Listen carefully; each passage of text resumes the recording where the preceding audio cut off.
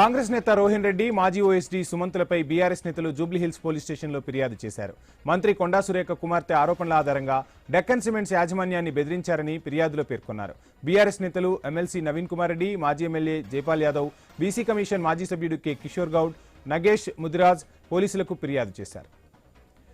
ఇదే అంశానికి సంబంధించి ఫుల్ డీటెయిల్స్ మా ప్రతినిధి స్వామి అందిస్తారు. స్వామి, వంశీ, ఇటీవల మాజీ మంత్రి ఒకవైపు ఇటు సంబంధించినటువంటి వ్యవహారం కూతురు పుష్మితా పటేల్ రాష్ట్ర మంత్రి ఇటు వీళ్ళందరూ కూడా వివిధ రకాల దందాలు చేస్తున్నారని చెప్పేసి కాంగ్రెస్ నేత రోహిన్ రెడ్డి, ఇటు రాష్ట్ర మంత్రి కొండా సురేఖ, ఓఎస్డీ సుమంత్రి అంతా కూడా డెక్కన్ సిమెంట్ యాజమాన్యాన్ని బెదిరించారు, తుపాకీ పెట్టి బెదిరించారని చెప్పి ఆమె చేసిన కామెంట్స్ ని బీఆర్ఎస్ పార్టీ సీరియస్ గా తీసుకుంది. దీని మీద లోతైన విచారణ జరిపించాలని చెప్పేసి ఇటీవలనే పార్టీ వర్కింగ్ ప్రెసిడెంట్ కేటీఆర్ కూడా డిమాండ్ చేశారు. ఇలాంటి నేపథ్యంలో బీఆర్ఎస్ పార్టీ నేతలు మాజీ మంత్రి ఎమ్మెల్యే జైపాల్ యాదవ్, అదేవిధంగా ఇటు first sitting MLC Naveen Kumar Reddy, అదేవిధంగా బీసీ కమిషన్ మాజీ మెంబరు కిషోర్ తో పాటు నగేష్ ముద్రాజులంతా కూడా జూబ్లీహిల్స్ పిఎస్కెళ్లి ఒక ఫిర్యాదు చేశారు. వీళ్ళు కొండా సుష్మితా పటేల్ మాట్లాడినటువంటి మాటల ఆధారంగా వీరి మీద విచారణ చేయాలి, వీళ్ళు డెక్కన్ సిమెంట్ ప్రతినిధులను తుపాకీ పెట్టి బెదిరించారని చెప్పేసి వీరు ఏదైతే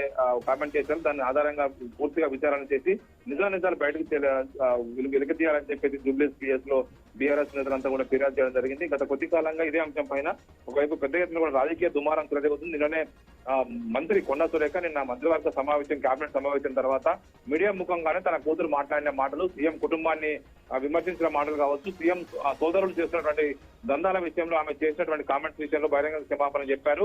అయితే ఈ విషయంలో రోహిన్ రెడ్డి ఇన్వాల్వ్మెంట్ ఉన్నది. ఆ రోహిన్ రెడ్డి ఇన్వాల్వ్మెంట్ తోనే సుమంత్రి పిలిపించి డెక్కన్ పద్ధతులను బెదిరించారని చెప్పేసి ఏదైతే ఆరోపణ చేసిందో ఆ ఆరోపణల ఆధారంగానే ఇప్పుడు విచారణ చేసి అసలు విషయాలు బయటకు తీయాలని చెప్పేసి కూడా బీఆర్ఎస్ నేతలు పోలీసు కంప్లైంట్ చేశారు. పోలీసులు దాన్ని రిజిస్టర్ చేసి ఇంకా ఎఫ్ఐఆర్ చేయాల్సి ఉంది. ఎఫ్ఐఆర్ చేస్తారా లేదని కూడా తెలియాల్సి ఉంది. ప్రస్తుతానికైతే వాళ్ళ వద్ద కంప్లైంట్ తీసుకుని అక్నాలజ్మెంట్ ఇచ్చారని చెప్పేసి బీఆర్ఎస్ నేతలు అంటున్నారు.